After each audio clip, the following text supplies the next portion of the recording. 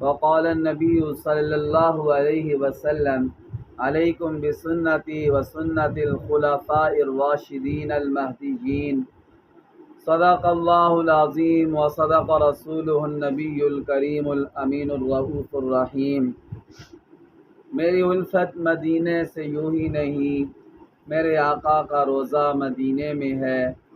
میں کیوں نہ کھینچوں، میں مدینے کی جانب کیوں نہ کھینچوں، میرا دین اور دنیا مدینے میں ہے۔ میرے معزز سامعین و ناظرین اکرام، آج 11 ربیع الاول ہے اور کل 12 ربیع الاول ہے۔ ربیع الاول کا مہینہ ایسا مہینہ ہے کہ جس میں ہمارے پیارے نبی حضرت محمد مصطفیٰ صلی اللہ علیہ وآلہ وسلم کی ولادت باسعادت ہوئی ہے، حضور کی ولادت ہوئی ہے، اور یہی وہ مہینہ ہے جس میں ہمارے پیارے نبی صلی اللہ علیہ وآلہ وسلم کی وفات بھی ہوئی ہے۔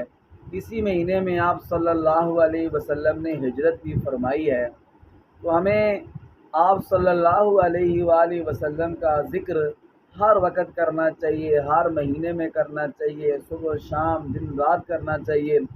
حضور صلی اللہ علیہ وسلم کا ذکر بھی باعث نجات، باعث سعادت ہے، اور ہر وہ چیز جس کی نسبت ہمارے پیارے نبی صلی اللہ علیہ وسلم کے ساتھ ہے، اس کا ذکر کرنا بھی باعث ثواب ہے۔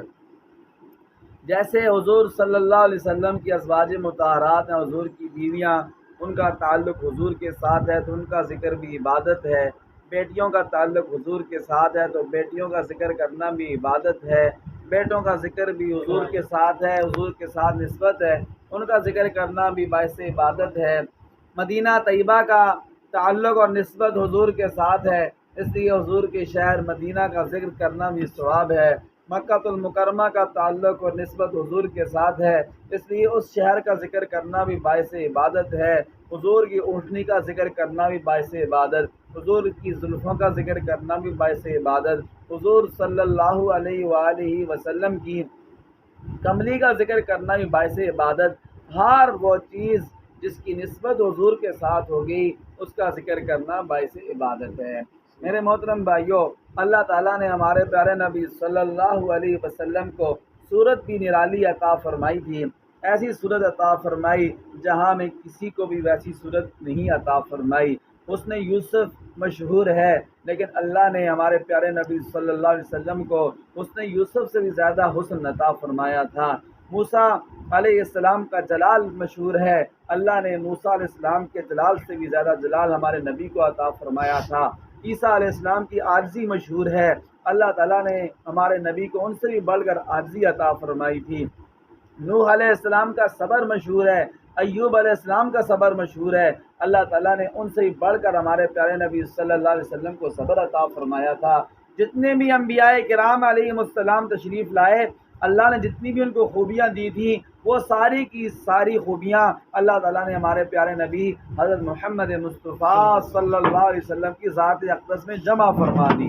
حسن یوسف دم عیسیٰ ید بیضاداری، حسن یوسف دم عیسیٰ ید بیضاداری، آنچ خوبا ہما دارند تو تنہا داری۔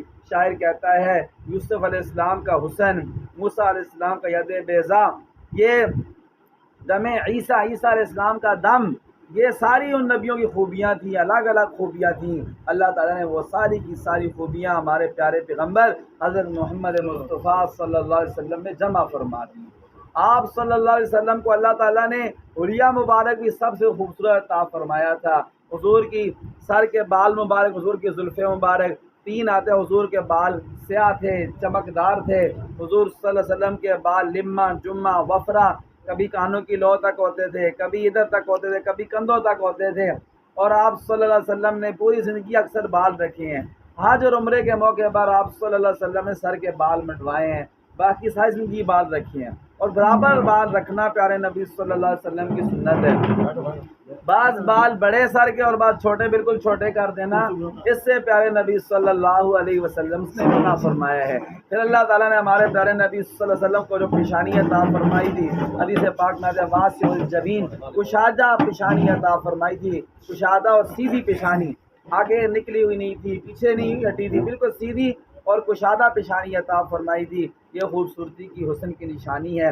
اللہ تعالیٰ نے ہمارے پیارے نبی صلی اللہ علیہ وسلم کو لمبی اور باریک پلکیں عطا فرمائی تھیں، اور یہ ابروؤں کے درمیان یہ جو جگہ تھی پیارے نبی صلی اللہ علیہ وسلم کی، یہاں بال نہیں تھے، یہاں ایک رگ مبارک تھی۔ جب حضور صلی اللہ علیہ وسلم کو غصہ آتا تھا کسی بات پر تو وہ رگ مبارک جو تھی وہ پھڑکنے لگ جاتی تھی، نظر آتی تھی۔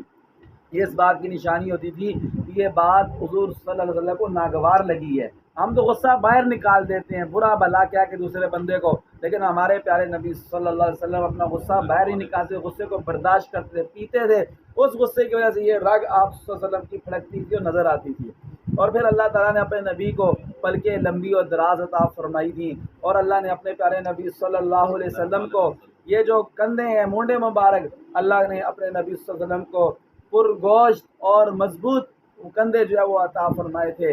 اور حضور صلی اللہ علیہ وسلم کی گردن مبارک کے بارے میں آتا ہے کہ لمبی اور باریک گردن اللہ تعالیٰ نے اپنے پیارے نبی صلی اللہ علیہ وسلم کو بنائی، اور آپ صلی اللہ علیہ وسلم کے سینے کے بارے میں آتا ہے کہ سینے کے جو بلائی حصہ تھا اس پر حضور صلی اللہ علیہ وسلم کے سینے کے بال تھے، اور باقی آپ صلی اللہ علیہ وسلم کے ایسے سینے کے درمیان سے حلق کے ادھر سے ایک لائن شروع تھی بالوں کی، ناف تک جاتی تھی، باقی پورے جسم مبارک پر بال نہیں تھے۔ آپ صلی اللہ علیہ وسلم کے سینے مبارک پر باقی بال نہیں تھے۔ اور میرے محترم بھائیوں، اللہ تعالیٰ نے اپنے پیارے نبی صلی اللہ علیہ وسلم کو کچھ ہتھیلیوں کے بارے میں آتے، حضور کی ہتھیلیاں کشادہ تھیں، پرگوشت تھیں اور نرم و ملائم تھی، ریشم سے بھی زیادہ نرم تھی۔ اور اللہ نے طویل الزنادین اپنے پیارے نبی صلی اللہ علیہ وسلم کو کلائیاں جو ہے وہ لمبی عطا فرمائی تھی۔ آپ صلی اللہ علیہ وسلم کے بازو مبارک کے بارے میں آتا ہے کہ اشعر الذراعین، اللہ کے پیارے نبی کے بازو مبارک پر بال تھے۔ اور میرے محترم بھائیوں، اللہ تعالیٰ نے ایسے اپنے پیارے نبی حضرت محمد مصطفیٰ صلی اللہ علیہ وسلم کو خوبصورت شکل و صورت عطا فرمائی جیسی جہان میں کسی کو بھی نہیں عطا فرمائی۔ اور اللہ کے نے اپنے پیارے نبی صلی اللہ علیہ وسلم کو جو سیرت عطا فرمائی ہے